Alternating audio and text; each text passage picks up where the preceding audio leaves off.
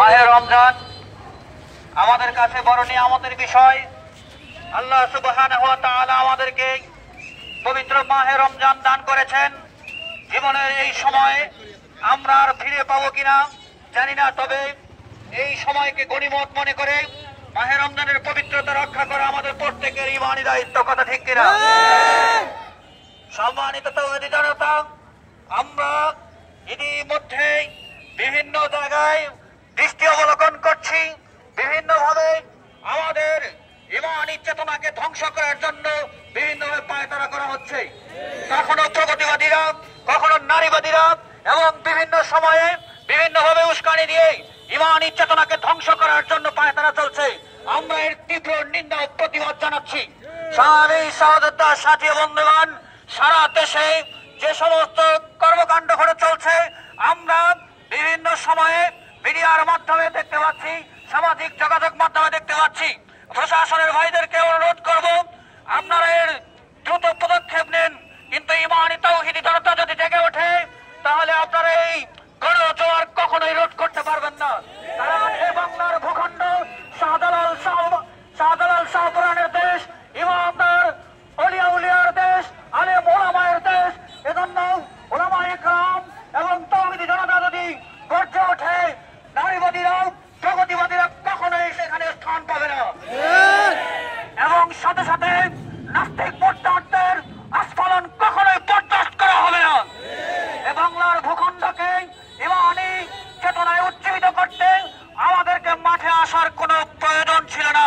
যদি প্রশাসনের ভাইয়েরা তাদের ভূমিকা সঠিকভাবে পালন করত, রাস্তায় প্রকাশ্যে ধূমপান করা থেকে যদি তাদেরকে বিরত রাখার জন্য কোনো চার্জশিট থাকতো, তাহলে তা প্রকাশ্যে ধূমপান করার সাহস পেত না। কথা ঠিক কিনা? আমি সহযোদ্ধার সাথী বন্ধুগণ,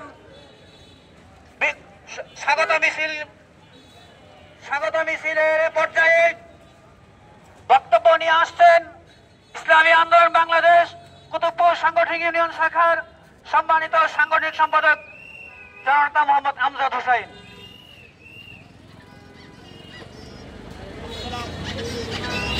আসসালামু আলাইকুম ওয়া রাহমাতুল্লাহি ওয়া বারাকাতুহু। ইন্নাল হামদালিল্লাহ সালাতু ওয়াসসালামু আলা মান লা নাবী বা'দা, আম্মা বা'দ।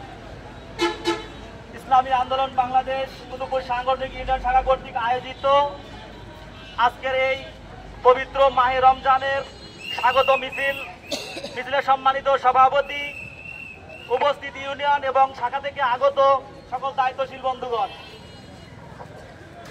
আল্লাহ সুবহানাহু ওয়া তাআলা আমাদেরকে মাহে রমজান দান করেছেন। এই মাহে রমজানে আমাদের ইবাদতের মাস হিসাবে, এই মাস সংযমের মাস, এই মাস ইবাদতের মাস, এই মাস তাকওয়া অর্জনের মাস। কথা ঠিক কিনা? আল্লাহ তাআলা কোরআনে পাকের মধ্যে বলেন, ইয়া আইয়ুহাল্লাযীনা আমানু কুতিবা আলাইকুমুস সিয়াম কামা কুতিবা আলাল্লাযীনা মিন ক্বাবলিকুম লাআল্লাকুম তাত্তাকুন। আল্লাহ তাআলা বলেন, হে ঈমানদার বান্দা বান্দীগণ, তোমাদের উপর রোজাকে ফরজ করা হয়েছে যেমন ফরজ করা হয়েছিল পূর্ববর্তীদের উপর, যাতে করে তোমরা তাকওয়া অর্জন করতে পারো। ঠিক কিনা? এই তাকওয়াটা কি? আল্লাহর ভয়। আমরা এখন দেখতে পাচ্ছি মাহে রমজান। মাহে রমজানে এই দেশের সাধারণ মুসলমান রোজা রাখে। রোজা রাখার পর যখন তারা বাজারে যায়, বাজারে গেলে যে রমজানের যে একটা মানে আনন্দ, সেটা তারা উপভোগ করতে পারে না। দ্রব্য মূল্যের যে ঊর্ধ্বগতি আমরা দেখেছি, রমজানের শুরুতেই আগের দিন 40 টাকার লেবু, পরের দিন রোজার দিন 80 টাকা। আলহামদুলিল্লাহ কয়েকদিন পরে হয়তো কিছুটা নিয়ন্ত্রণে আসছে আমাদের ক্ষমতার মধ্যে। আমরা এখান থেকে বাণিজ্য উপদেষ্টাকে জানিয়ে দিতে চাই, আপনারা যে আইনের মাধ্যমে এই দ্রব্যমূল্য নিয়ন্ত্রণ করেছেন, এই আইনের মাধ্যমে পুরা বছর এই দ্রব্যমূল্যকে নিয়ন্ত্রণ করেন। আপনারা মনে রাখবেন, এই জুলাই আগস্টের শহীদদের রক্তের উপর দাঁড়িয়ে শপথ গ্রহণ করেছেন এদেশে ইসলাম দেশ মানবতার জন্য কাজ করবেন। যদি আপনারা এখানে ব্যর্থ হন, আপনারা খেয়াল রাখবেন এই স্বৈরাচারী শাসককে 36 দিন লেগেছে উৎখাত করতে বাংলাদেশ থেকে। আপনাদেরকে এদেশ থেকে উৎখাত করতে 6 দিন লাগবে না ইনশাআল্লাহ। আমি আরেকটা কথা জানিয়ে দিতে চাই, বাংলাদেশে আমাদের স্বরাষ্ট্র উপদেষ্টা মহোদয় উনি বলেছেন যে রমজানের পবিত্র রক্ষার্থে আপনারা প্রকাশ্যে ধূমপান এবং পানাহার করবেন না। কিন্তু আমরা কি দেখতে পাচ্ছি, এদেশে গুটি কয়েকজন লোক এর প্রতিবাদ করেছে।